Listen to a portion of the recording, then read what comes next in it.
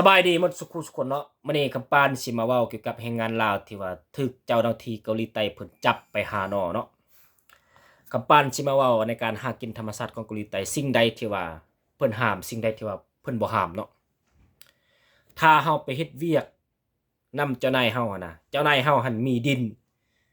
เป็นผู้มีหนอมีผักเฮาไปหาได้ต้องได้รับอนุญาตจากเจ้านายเฮาบัดนี้พี่น้องเออ ถ้าดินจะได้เฮาหันมีดินของคนอื่นติดและมีนอมีผักอย่างต่างๆจะไปหาเด็ดขาดถ้าบ่ได้รับอนุญาตจากเจ้าของเพิ่นก่อนคนเกาหลีใต้โคตรนับถือกฎหมายเลยขนาดดินติดกันนะติดกันนะมีผักข้างๆนี่นะถ้าบ่ได้รับอนุญาตนะเก็บมากินบ่ได้เด็ดขาดคนเกาหลีใต้เขานับถือกฎหมายและเขานับถือกันพี่น้องห้ามร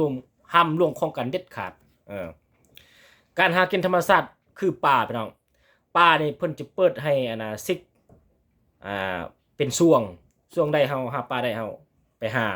เพิ่นให้ซิกอย่างเดียวห้ามเอามองมาใส่ห้ามเอาให้มาว่านแล้วบางช่วงเพิ่นจะงดบ่ให้เฮาไปซิกก็คือช่วงที่ว่าเพิ่นให้ปลาเกิดไข่ก่อนเกิดลูกปลาก่อนช่วงนั้นเพิ่นบ่ให้หาพี่น้องเพิ่นห้ามคนเกาหลีใต้เพิ่นบ่ให้ดังไฟห้ามดังไฟเด็ดขาดเพราะว่าประเทศเกาหลีใต้เป็นประเทศที่หนาวถือหิมะตกใส่ต้นไม้ใบหญ้ามันตายเบิดและประเทศเกาหลีใต้มันส่วนใหญ่มันจะมีต้นไม้แปลกเนาะถ้ามันไหม้เลยนี่หน่วยกู้ภัยควบคุมบ่ได้คือปีกายนี่บ่อนคำปานอยู่นี่ไหม้ปู๊จักเฮกตาร์บ่ฮู้เลยฮู้จักโรงงานทั้งคนสูญหายหยังต่างๆเสียหายเบิดพี่น้องเกาหลีใต้นี่ควบคุมบ่ได้มันบ่คือบ้านเฮาพี่น้องประเทศเกาหลีใต้สัตว์ป่าห้ามไปแตะเด็ดขาดให้คนเกาหลีเห็นสัตว์ป่าเด้อ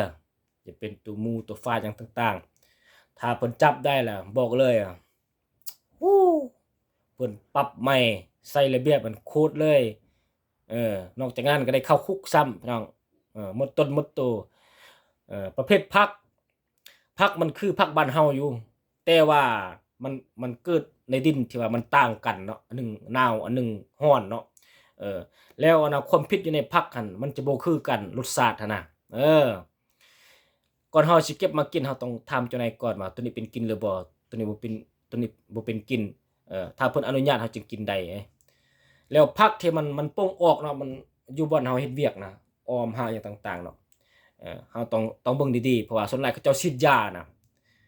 กินโลเลถึกบ่อนเขาฉีดยาคือกำปั้นปีกายนี่เกือบรับไปเลย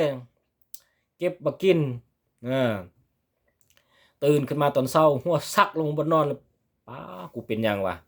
คิดไปคิดมาโอ้ยแม่นแหละกินผักพี่น้องให้ระมัดระวังพี่น้องกฎหมายบ้านเขามันบ่คือกฎหมายบ้านเฮาบ้านเขาโคตรเข่งโคตรมีระเบียบพี่น้องต้องปฏิบัติให้มันได้พี่น้องจะใช้ชีวิตคือบ้านเฮาบ่ได้เด็ดขาดพี่น้องต้องฟังกฎระเบียบบ้านเขาพี่น้องให้มีสติพี่น้องเฮ็ดโลๆเลยพี่น้องมาเกาหลีใต้พี่น้องเอากับปานนี้สำนั้นแหละพี่น้องสู้ๆพี่น้องนักสู้ลางเงินวอนเฮาหมดสุขุสุคนอย่าให้เสียชื่อเสียงพี่น้องเนาะบ๊ายบาย